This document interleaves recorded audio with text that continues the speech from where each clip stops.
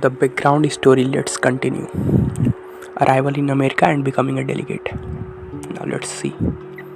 Swamiji reached Chicago at the end of July via Colombo, Singapore, Japan, and Vancouver.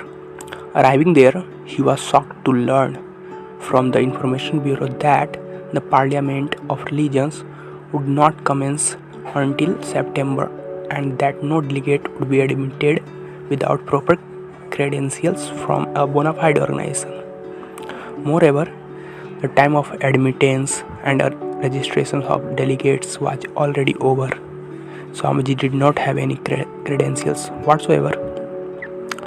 In sending Swamiji, his disciple in Chennai, then Madras, in their unbounded enthusiasm and faith, had taken it for granted that he had only to appear and he would be given a chance. The Swami too did not foresee the difficulties in the way, as he was sure he was moving towards the fulfillment of a divine mission.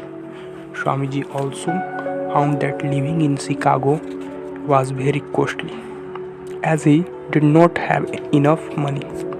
He left for Boston, where things were cheaper. On the way, a wealthy traveler in the train, Miss Catherine Abbott Sanborn, she was attracted by his noble bearing and charming conversation. She became more interested when she learned the purpose of his coming to America. She said, "Well, Swami, I invite you to come to my home to live. Perhaps something will turn up in your favor." The invitation was a godsend for the Swami, who readily consented and started living at her village home in Massachusetts near Boston. Through her, Swamiji became acquainted with Mr. J.H. Wright, a professor of Greek at Harvard University. After a 4-hour conversation with Swamiji, the professor was so impressed by his learning and wisdom that he took it upon himself to arrange for his admittance to the Parliament of Religions as a delegate. "This is the only way you can be introduced to the nation at large," he told Swamiji. Swamiji had explained his difficulties and had said that he had no credentials. Thereupon, Professor Wright had exclaimed, "To ask you, Swami, for credentials is like asking the sun to state its right to shine." He at once wrote to the chairman of the committee for the selections of delegates, who happened to be his friend.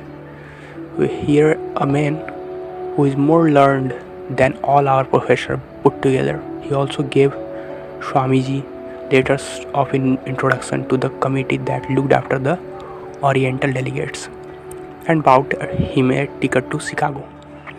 Unfortunately, when Swamiji arrived in Chicago on 9th September, he found to his dismay that he had mislaid the address of the committee.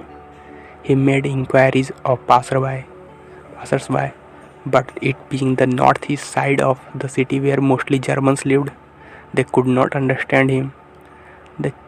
The chilly nights of September were coming on, so Swamiji, who would soon shake America by his address at the Parliament, found no other alternative than to take shelter in an empty boxcar in the railroad freight yard.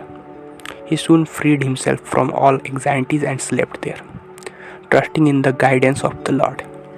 In the morning, he set out to find his way.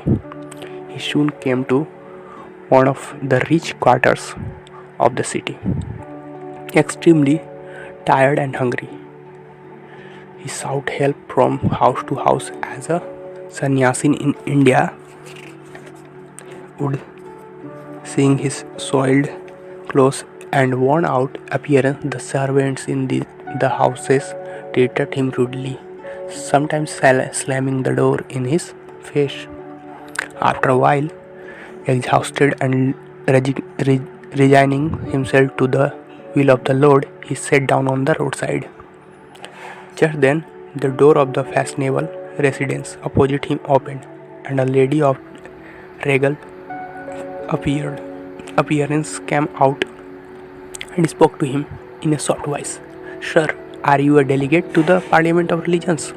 Swamiji told her of his difficulties.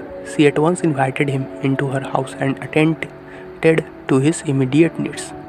Later, when Swamiji had taken food and had rested, she took him to the office of the Parliament of Religions. He was gladly accepted as a delegate and lodged with the other Oriental guests. His deliverer was Mrs. George W. L. She and her children became Swamiji's warmest friend. A new spirit now took possession of Swamiji. He was convinced beyond doubt that the Lord was with him. His days were spent in prayer and meditation, and in the earnest longing that he might be made a true instrument of the Lord, a true spokesman of Hinduism, a true bearer of his master's message.